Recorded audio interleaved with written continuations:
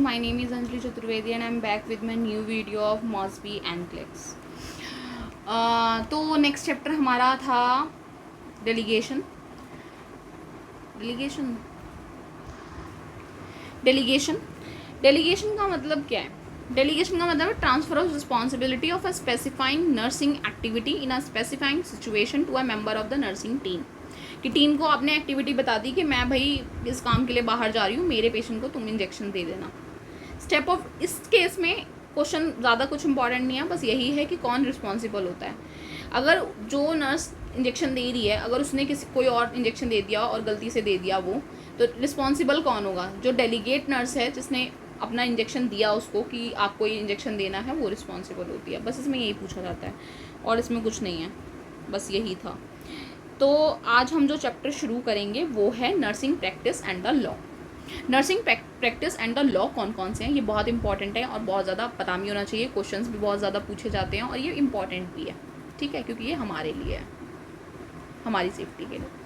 Torts क्या होते हैं? Violation of civil law. Civil law और क्रिमिनल लॉ दो तरीके के लॉ होते हैं, आपने पढ़ा ही होगा. तो क्रिमिनल लॉ किसी का मर्डर कर दिया, ये सब. सिविल लॉ फैमिली लॉज होते हैं, ठीक है, फैमिली मैरिज ये सब. इसमें आता है violation of civil law against a person और पर्सनस प्रॉपर्टी. इसमें दो तरीके के लॉ होते हैं. फर्स्ट होता है commission, second is omission. Commission का मतलब है इनअप्रोप्रिएट एक्शन, कि आपने एक्शन ही गलत लिया, ठीक है. आपको ऑक्सीजन कनेक्ट करनी थी पेशेंट की, लेकिन आपने उसकी ऑक्सीजन हटा दी क्योंकि उसको खाना खाना था. That is called inappropriate action. Omission का मतलब है लैक ऑफ एप्रोप्रिएट एक्शन, कि पेशेंट खाना खा रहा था, ठीक है, उसको चोक हुआ और आपने कुछ नहीं किया, आप कुछ भी नहीं कर रहे थे, ठीक है. That is called lack of appropriate action, omission. Then आता है अनइंटेंशनल टॉर्ट्स. अनइंटेंशनल टॉर्ट्स क्या होते हैं?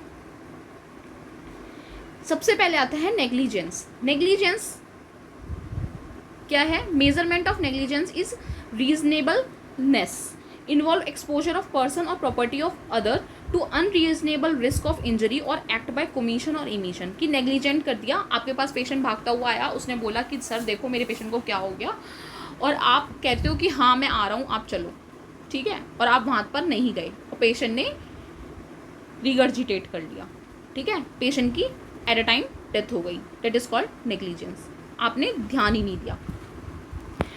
माल प्रैक्टिस. माल प्रैक्टिस का मतलब क्या है? Negligence during professional practices. कि आप इंजेक्शन देने गए और आपने उसका निडल जो था वो ज़मीन पे गिर गया, आपने उठाया और दोबारा से उसी से इंजेक्शन दे दिया.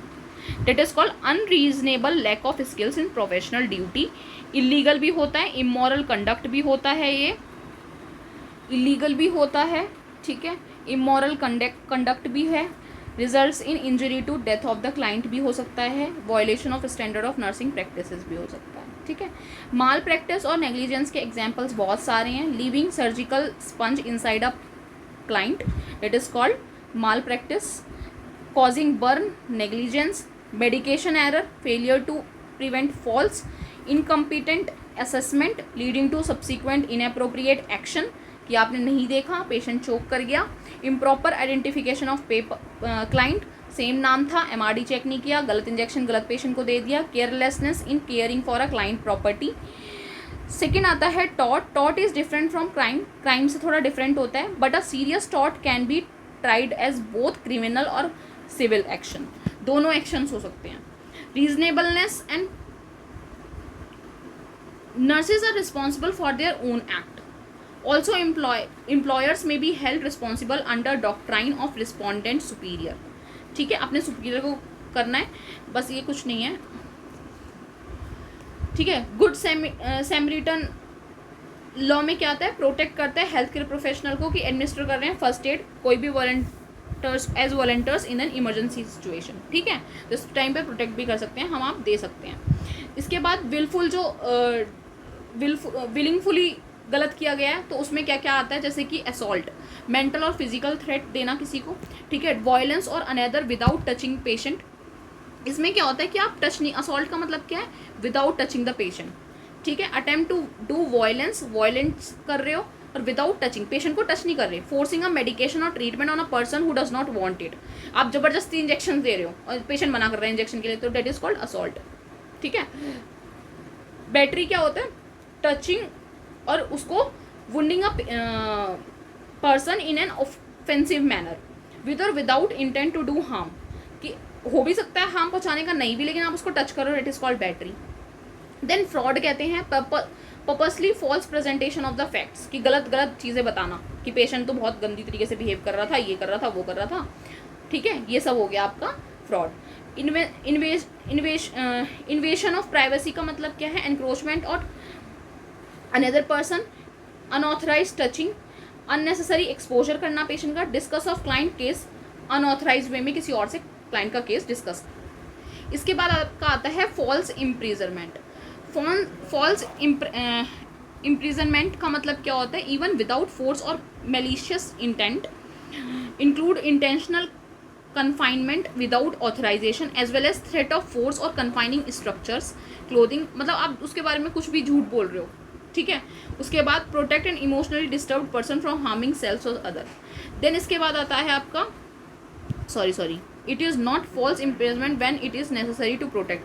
फॉल्स इम्प्रिजनमेंट का मतलब ये नहीं है कि हम उसे प्रोटेक्ट करने के लिए कह रहे हैं तो वो फॉल्स इम्प्रिजनमेंट उसमें नहीं आएगा, लेकिन आप किसी को ज़बरदस्ती कुछ करवा रहे हो या ज़बरदस्ती बंद करके रख रहे हो, ठीक है, तो वो चीज़ फॉल्स इम्प्रिजनमेंट आती है। डिफेमेशन का मतलब है, दो तरीके से होता है डिफेमेशन, ये बहुत इंपॉर्टेंट है, क्वेश्चंस पूछे जाते हैं इसमें से। Involves communication, it is lowering of opinion of one's, एक इंसान के बारे में अपना ओपिनियन बनाना, अगर बोल के बना रहे हो तो डेट इज कॉल्ड स्लैंडर, ये याद रखना है, ये पूछा जाता है। लाइबल जब रिटर्न करते हैं, ठीक है, रिटर्न पिक्चर या टेलीकास्ट में कर रहे हैं तो लाइबल, और स्लैंडर करते हैं जब ओरली कर रहे हैं, ठीक है, किसी के बारे में गलत बोलना, जैसे लीडर्स बोलते हैं एक दूसरे के बारे में गलत। लाइबल की फोटो किसी की गलत दिखा दी। क्राइम में आपका फेलोनी और मिसडेमनर, ये सब नहीं आता, इनमें से कुछ नहीं पूछा जाता। इसके बाद आपका आता है क्लाइंट राइट। क्लाइंट्स के राइट भी होते हैं। राइट क्या है पेशेंट्स के, जैसे कि medical patient has the right to choose, कि वो अपना चूज़ कर सकते हैं कि उन्हें किससे ट्रीटमेंट कराना है, ठीक है, हेल्थ केयर एजेंसी कौन सी चूज़ करनी है, मेडिकल इंश्योरेंस कौन सा चूज़ करना है, ये सब उनका राइट है। रिस्ट्रिक्शन में भी इम्पोज ऑन क्लाइंट, कुछ रिस्ट्रिक्शंस होती हैं, यूनाइटेड स्टेट गवर्नमेंट करती है, इंडिया का भी है। इन्फॉर्म्ड कंसेंट, पेशेंट को कुछ भी करोगे, ट्रीटमेंट लोगे तो उससे पहले कंसेंट लेना है, चाहे ये भी नेग्लिजेंसी में माना जाता है कि कंसेंट लिया। रूटीन प्रोसीजर है, उससे सब कुछ साइन करवाने, इवन फॉरेन में कैथेटर डलवाने से पहले साइन करवाते हैं, हमारे इंडिया में कुछ ऐसा नहीं है, होता है प्रोटोकॉल लेकिन करता नहीं है कोई। 2 हेल्थ केयर प्रोवाइडर्स हैं, वो इमरजेंसी सिचुएशंस में क्या होते हैं, 2 हेल्थ केयर प्रोवाइडर में sign consent for a client when failure to intervene many cause death, अगर उसका इंटरवेंशन नहीं किया तो वो मर जाएगा, उस टाइम पे 2 सर्जन चाहिए, ठीक है, 2 हेल्थ केयर प्रोवाइडर चाहिए, चाहे एक डॉक्टर एक नर्स हो या कोई भी हेल्थ केयर प्रोवाइडर हो, लेकिन 2 हो, ठीक है, उस टाइम पे हम ऐसे करेंगे, ये क्वेश्चन पूछा जाता है। सेकेंड है person in emergency situation, family members voice opposition, a court order can be required, अगर फैमिली मेंबर अपोजिशन कर रहे हैं, अपोज कर रहे हैं, फैमिली मेंबर्स ही अपोज कर रहे हैं तो उस टाइम पे कोर्ट का ऑर्डर चाहिए। Informed consent must include explanation of treatment done with presentation of advantage, disadvantage भी होना चाहिए, डिस्क्रिप्शन होना चाहिए अल्टरनेटिव्स का, decision making with the absence of undue pressure, explanation decision making, इसलिए एक दिन पहले ही सर्जरी से पहले कंसेंट साइन कराया जाता है। लीगल कंसेंट के टाइम पे इसमें से क्वेश्चन पूछा जाता है, VIP है ये, यहाँ से voluntary required, that is voluntary authorise specific treatment care, person giving the treatment और care, that is given to a person with the legal and mental capacity, मतलब अगर 18 से ऊपर एज का बच्चा है तो इन्फॉर्म्ड कंसेंट उससे साइन करवाया जाएगा, ठीक है, अगर माइनर है तो legally able to give consent, ठीक है, अगर माइनर है including individual who are younger than 18 years of age are either married, लेकिन 18 ईयर से छोटे वालों का नहीं माना जाता, लेकिन अगर 18 ईयर वाला ही इंसान मैरिड है, पेरेंट है, लीगली एमेंसिपेटेड बाय द कोर्ट, ठीक है। Death with dignity. So guys इस वीडियो में इतना ही। अगर आपको कोई भी प्रॉब्लम हो, कुछ भी हो, तो आप मुझे कमेंट बॉक्स में बता सकते हैं। इस वीडियो में इतना ही। नेक्स्ट पार्ट हम मेडिकेशन करेंगे, मेडिकेशन के इसी का ही पार्ट है, 3rd पार्ट में आएगा medication. So thank you, have a nice day. अगर आपको मेरी ये वीडियो अच्छी लगी हो तो प्लीज़ अपने फ्रेंड्स में शेयर करें, लाइक करें, सब्सक्राइब करें, and thank you so much, have a nice day.